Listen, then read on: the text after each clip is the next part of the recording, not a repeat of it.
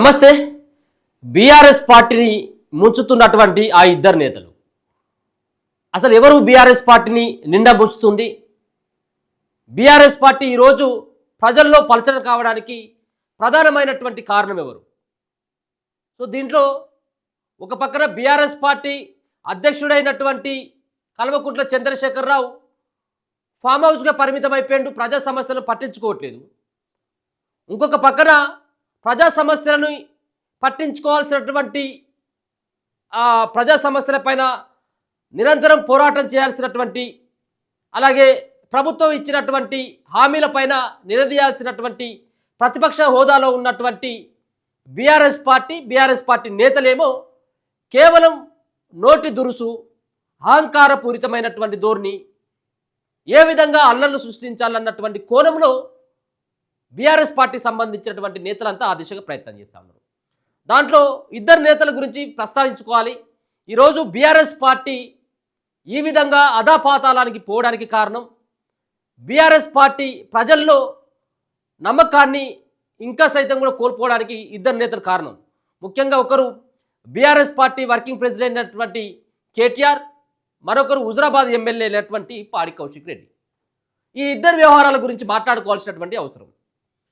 ముఖ్యంగా ముందుగా కేటీఆర్ విషయానికి వచ్చినట్టు ఉంటే, గతంలో పాప ముసలైన ఏం చేసిండు, ముసలైనే కేటీఆర్ను ముఖ్యమంత్రి చేయాలి ఏదో రకంగా అని చెప్పేసి ప్రయత్నం చేయడం జరిగింది.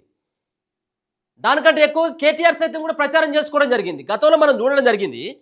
ఏది మొన్న వాళ్ళు రెండో సారి వాళ్ళు అధికారంలోకి వచ్చిన తర్వాత ఇంకొక సంవత్సరం 2 సంవత్సరాల్లో ఎన్నికలు ఉండగానగా మంత్రివర్గంలో ఉన్నటువంటి వాళ్ళందరితో ఇప్పుడు కడియం శ్రీహరి సైతం తోటి, కడియం శ్రీహరి అలాగే చాలామంది మంత్రులు ఎవరైతే ఉన్నారో వాళ్ళతోటి ఎక్కడ మీటింగ్ పెట్టేప్పటికి కూడా కేటీఆర్ పదే పదే చెప్పించుకుంటున్నారు వాళ్ళతోటి భవిష్యత్తు ముఖ్యమంత్రి అని. సో జనాలకు అందరికీ అర్థమైపోయింది, ఆహా నా కొడుక నువ్వు భవిష్యత్తు ముఖ్యమంత్రి అయ్యేది నేను పాతాలను తొక్కమని అప్పుడే జనాలు అందరూ డిసైడ్ అయిపోయారు. సరే కొంత దొంగ దీక్షలో దురదీక్షలో ఏయో దీక్షలు చేసి మొత్తానికైతే తెలంగాణ ఉద్యమంలో ఆయన యొక్క పాత్ర ఆయన పోషించడం జరిగింది. ఫామ్ హౌస్లో పడుకున్నటువంటి ముసలాయన. సో ఆయనకు 2 సార్లు అవకాశం ఇచ్చినాం, కానీ నువ్వు ఎక్కడోనివి, నువ్వు ఎక్కడి నుంచి వచ్చినావు, తెలంగాణ ఉద్యమంలో నీ ముఖం కనపడకపోయా, నువ్వు ముఖ్యమంత్రి అని చెప్పేసి మళ్ళీ ప్రకటించుకోవడం ఏంటి అని చెప్పేసి తెలంగాణ ప్రజలందరూ కూడా ఆ దిశగా ఆలోచించడం జరిగింది. ఆయన ఎక్కడ మాట్లాడినప్పుడు కూడా కేటీఆర్ వ్యవహార శైలి, ముందుగా కేటీఆర్ని ఈ సీఎం అన్నటువంటి పదవి ఏదైతే ఉందో ఇది ప్రచారం చేసుకోవడం వల్ల ప్రజలు కేటీఆర్ని తిరస్కరించడం జరిగింది, బీఆర్ఎస్ పార్టీని వద్దనుకోవడం జరిగింది. అంటే ఇదంతా కూడా కేటీఆర్ చేసినటువంటి ఒక నీచమైనటువంటి ఆలోచనతో బీఆర్ఎస్ పార్టీ చతికిల పడిపోయింది. మొదటి నుంచి చెప్తా ఉన్నా నేను, బీఆర్ఎస్ పార్టీ 2 సార్లు తిరుగులేనటువంటి ఆధిపత్యాన్ని ప్రదర్శించినటువంటి బీఆర్ఎస్ పార్టీ ఇవాళ 0 సీట్లకు పరిమితం కావడం, మొన్న జరిగినటువంటి ఎంపీ ఎలక్షన్స్లో మొత్తం బీఆర్ఎస్ పార్టీ రాష్ట్రంలోనే అధికారం కోల్పోవడానికి ప్రధానమైనటువంటి కారణం కేటీఆర్ యొక్క వ్యవహార శైలి. దీంట్లో షాడో సీఎం అంటే మా అయ్య సీఎం కదా, మా అయ్య సీఎం, మా అయ్యకు నేనేం చెప్పినా నడుస్తుంది కాబట్టి నేనే సీఎం అన్నటువంటి తీరుగా ఒక అహంకారపూరితంగా కేటీఆర్ ప్రవర్తించేది. ఎవరిని కూడా దేకేటువంటి పరిస్థితి లేదు. సో తాత నువ్వు ఇట్లా ఉన్నావా అని చెప్పేసి కేటీఆర్ని ఎట్టి పరిస్థితుల్లో కేసీఆర్ని అనగదొక్కితే కేటీఆర్ని కూడా అనగదొక్కినట్టే బీఆర్ఎస్ పార్టీ అధికారంలోకి వస్తే ఎట్టి పరిస్థితుల్లో కేటీఆర్ని వాళ్ళ నాయన ముఖ్యమంత్రి చేసేటువంటి ప్లాన్లు నడుస్తూ ఉన్నాయి. వాళ్ళు అయ్య చేయకపోయినప్పుడు కూడా అయ్యకి ఏమైనా పంగనామాలు పెట్టి వెన్నుపోటు పొడి చేయడం కానీ కేటీఆర్ ముఖ్యమంత్రి కావాలని చూస్తూ ఉన్నాడు. కాబట్టి ఇలా బీఆర్ఎస్ పార్టీని వద్దనుకుని చెప్పేసి జనాలు డిసైడ్ అయిపోయింది. కేవలం గతంలో కేటీఆర్ చేసినటువంటి వ్యాఖ్యలు, మరో పక్కన ఇక్కడ కాంగ్రెస్ పార్టీ అధికారంలోకి వచ్చిన తర్వాత ఏమైంది, చాలా వివాదాస్పదమైనటువంటి వ్యాఖ్యలు చేయడం జరిగింది. ఆయన కొన్ని కేసులలో ఇరుక్కోవడం జరిగింది. ఫార్ములా ఈ రేస్ ఇప్పుడు ముందుకు వచ్చింది, అంతకుముందు ఫోన్ ట్యాపింగ్ సంబంధించిన అంశం ఉంది, దాని తర్వాత భూముల వ్యవహారంలో కుంభకోణాలు ఉన్నాయి. ఇక ఈయన మహిళలను అవమానించినటువంటి తీరు కావచ్చు, ఏది ఉచితమైనటువంటి బస్సులు ప్రయాణాన్ని పెట్టినటువంటి తెలంగాణ రాష్ట్ర సర్కార్ అక్కడ మహిళల్ని డిస్కో డ్యాన్సులు వేసుకోండి అని చెప్పేసి చేసినటువంటి వ్యాఖ్యలు, దీని పట్ల మహిళలకు సంబంధించినటువంటి అందరూ కూడా ఆగ్రహ ఆవేశాలతో కేటీఆర్ యొక్క ఇంకా కూడా 3వ సారి అధికారంలోకి వచ్చేందుకు ప్రయత్నించినటువంటి బీఆర్ఎస్ పార్టీని తొక్కి నారదీసినప్పుడు కూడా ఇంకా వీళ్ళ అహంకారం ఇంకా పోవట్లేదన్నటువంటి భావనకి బీఆర్ఎస్ పార్టీలో ఉన్నటువంటి నేతలతో పాటు తెలంగాణ ప్రజల్లో కూడా ఆ విధమైనటువంటి సంకేతాలు రావడం జరిగింది. ఇప్పటికి సైతం కూడా ఈడా బోడే అంటాడు, లేకపోతే ఉంటాడు ఆ కేసులకు సంబంధం లేదంటాడు, ఆ కేసులకు ఒక లెక్క అంటాడు. ఈ కేసులతోటి ఈ కేసులు పెట్టడం ద్వారా తెలంగాణ ప్రజల కోసం నేను చస్తా అంటాడు.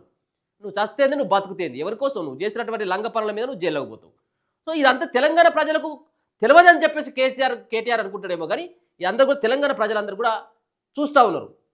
పూర్తిగా కేటీఆర్ చేసేటువంటి వ్యవహారాలతో పార్టీ మొత్తం చులకనైపోయింది. ఇక ఈయన దడ్డకు ఈ కేటీఆర్ బ్యాచ్ ఇదంతా కూడా కేటీఆర్ బ్యాచ్, భజన బ్యాచ్ ఉంటుంది కదా, ఈ భజన బ్యాచ్లో మొదటి వరుసలో ఉన్నటువంటి వ్యక్తి పాడి. ఇక పాడి గురించి మనం ప్రత్యేకంగా చెప్పుకోవాల్సిన అవసరం లేదు. మరి మనిషి అడ్డంగా నీరు పెరిగింది కానీ ఏం మాట్లాడాలో తెలియదు. ఇక కుస్తీ పోటీలు ఇంకా మిగతా ఉంటాయి, కొన్ని పోటీలు ఉంటాయి చూసినావు, ఏది కొట్టుకునేటువంటి గుద్దుకునేటువంటి పోటీలు ఉంటాయి చూసినావు, దానికి పనికొత్తడు పాడి. కానీ ఈ పాడి దీంట్లో ఏది రాజకీయాలకు పనికిరాడు అసలే. ఇక ఈయనకు గంతకు దగ్గ బొంత దొరికినట్టు కేటీఆర్ బ్యాచ్లో ఇక్కడ పాడి కౌశిక్ రెడ్డి దొరికిండు.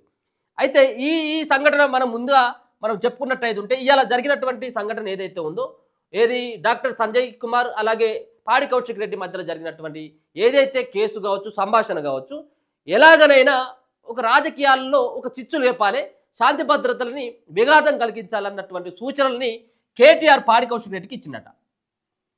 అంటే ఇటువంటి ఈ అతి తెలివి బుద్ధులన్నీ కూడా కేటీఆర్కే ఉంటాయి కదా, ఎట్లా చేయాలి ఏం కథ అని. మొన్న లగచర్లకు సంబంధించినటువంటి విషయంలో ఆయనకు ఏ విధంగా సలహాలు ఇచ్చిండన్నటువంటి ప్రచారం జరిగిందో ఆ తీరుగా ఏది పట్నం నరేందర్ రెడ్డి ఉన్నాడు కదా, పట్నం నరేందర్ రెడ్డికి కేటీఆర్ ఉండి నడిపించిండు, అక్కడ ఉన్నటువంటి లగచర్ల బాధితులు ఎంత ఉన్నది వ్యవహారం. సో దాంట్లో భాగంగానే ఇగో ఇట్లా పాడి కౌశిక్ రెడ్డితోటి ఈయన భజన బ్యాచ్కి చెందినటువంటి పాడి కౌశిక్ రెడ్డితోటి ఒక ఆట ఆడిచ్చిండు అనేది జనాలు అనుకుంటున్నటువంటి ముచ్చట. ఇక పాడి కౌశిక్ రెడ్డి విషయానికి వచ్చినట్టయితే ఉంటే అధికారుల మీదికి, అక్కడ ఉన్నటువంటి ప్రజాప్రతినిధుల మీదికి, ఎమ్మెల్యేల మీదికి, దాని తర్వాత మహిళలు, నువ్వు ఎవరిని అవమానించుకుంటున్నావు పాడి కౌశిక్ రెడ్డి?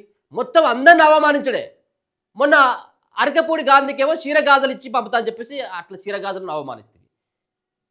దాని ద్వారా బీఆర్ఎస్ పార్టీకి సంబంధించిన నేతలకు ఇంకా అహంకారం వంగట్లేదని చెప్పేసి జనాలు అనుకున్నారు. దాని తర్వాత ఒక సంబంధించినటువంటి సభలల్లా తూ అని చెప్పేసి ఉమ్మేసినటువంటి ఆ పరిస్థితి కనబడ్డది.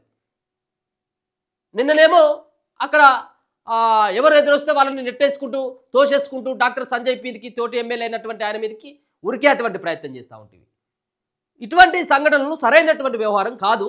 ఇప్పటికైనా మానుకోండి. మీరు ఇద్దరు చేయబట్టి బీఆర్ఎస్ పార్టీలో ఇక వీళ్ళ ఇద్దరు వ్యవహారంతో పార్టీ అయితే మాత్రం రోజు రోజుకు చులకనైతా ఉంది. పాప ముసలాయనేమో ఫామ్ హౌస్లో పన్నాడు, ఆయన వస్తాడా రాడా ఇక తెలియదు. పార్టీని పట్టించుకుంటూ లేడు, ప్రజలను అంతకంటే పట్టించుకుంటున్నాడు. గజ్వేల్ని విడిపోయిండు, మొత్తం కేవలం ఫామ్ హౌస్లో మాత్రమే పండుకోవాలి, ఫామ్ హౌస్లోనే ఉండాలి. ఇక ఇదే కేసీఆర్ యొక్క నినాదం. మరి 4 సంవత్సరాల తర్వాత వస్తాడా లేకపోతే అటే ఉంటాడా తెలియదు. కానీ పార్టీ తీసుకొచ్చి కొడుకు చేతిలో పెడితే కొడుకు మొత్తం ఆగం అంగడి చేసిండు. అది ఎటు కాకుండా ఎటు గొర కాకుండా అయిపోతూ ఉన్నది. అసలు అనుమానం వస్తూ ఉన్నది, వీళ్ళందరూ కూడా ఏమైనా కోవట్టు రాజకీయాలు చేస్తూ ఉన్నారు. మొత్తం పార్టీని అంతా కాదని ఏమైనా బీఆర్ఎస్ పార్టీకి ఏమైనా కోవట్టు రాజకీయాలు, పార్టీని ఇట్లా పలచన చేసి బీఆర్ఎస్ పార్టీకి ఏమైనా కోవట్టు రాజకీయాలు చేస్తారు తెలియట్లేదు. అసలే ఏం జరుగుతూ ఉందో తెలియట్లేదు. నోరు అదుపులో పెట్టుకోకుండా మొత్తం ఇష్టం వచ్చినట్టుగా చేసి బారాస, ఇది తెరాస పోయి బారాస అయిపోయింది. ఈ బారాసను బజార్ల పాలు చేసిండు. ఇక బారాసను ఎవరు కూడా కాపాడేటువంటి పరిస్థితి లేదు. ఎంతో కొంత ఈ బారాసాలో హరీష్ రావు ఎంతో కొంత ఏదో గుడ్డిలా మెల్ల లెక్క కొంత కనబడతా ఉన్నది. కానీ హరీష్ రావు సైతం కూడా అరే బాబు ఏంద్ర నాయన వీళ్ళు చేయబట్టి పార్టీ మొత్తం ఆగమైపోతుంది, దీంట్లో ఉంటే నా కూడా ఇచ్చేది పోయేటట్టుగా ఉన్నది కదా అని చెప్పేసి పక్క చూపులు కూడా చూస్తా ఉన్నాను బీజేపీ వైపు అనేది కొంత తెలుస్తూ ఉన్నది. బామర్ది చేసేటువంటి వ్యవహారంతో ఆయన కూడా కొంత విసుగు చెందినట్టుగా తెలుస్తూ ఉన్నది. ఇక బామర్ది జైలుకు పోతే నేనే వర్కింగ్ పార్టీ ప్రెసిడెంట్ కావచ్చు, రేపు నేనే దాన్ని ఆక్యుపై చేసుకోవచ్చు, దానికి నేనే లీడర్గా ఉండొచ్చు, నేనే ఓనర్గా ఉండొచ్చు అని చెప్పేసి హరీష్ రావు కూడా భావిస్తున్నట్టుగా ఇంకొక పక్కన వాదన కనపడుతుంది. సో పార్టీలో ఎక్కడ ఏ అవకాశం దొరికినా ఇక ఇది జాలదన్నట్టుగా కవితమ్మ వచ్చింది. ఇక కవితమ్మ ఇట్లా పిడికిలు బిగించి ఇక నేను లేనా బీసీ ఉద్యమాలు వస్తూ ఉన్నా, నేను ఈ ఉద్యమంలో వస్తూ ఉన్నా, నేను మా అన్న జైలుకు పోయినట్టయితే ఆ ప్లేస్ నేను ఆక్రమిస్తా అని చెప్పేసి ఆమె నిర్ణయాలు తిరుగుతూ ఉన్నది. అయితే వీళ్ళ యొక్క వ్యవహారంతో ఎవరు జైలుకు పోయినా ఎవరు కేసులైనా అంటే ఆ ఫ్యామిలీలో ఉన్నటువంటి వ్యక్తులే మళ్ళీ పెత్తనం చెలాయిస్తారు కానీ మేము కాదా అన్నటువంటి భావనలో చాలామంది ప్రజలందరూ కూడా వాళ్ళ యొక్క పెత్తనమే ఇంకెన్ని నెలలు నడుస్తుందో అన్నటువంటి ఆగ్రహ వైశాలతో ఉన్నారు.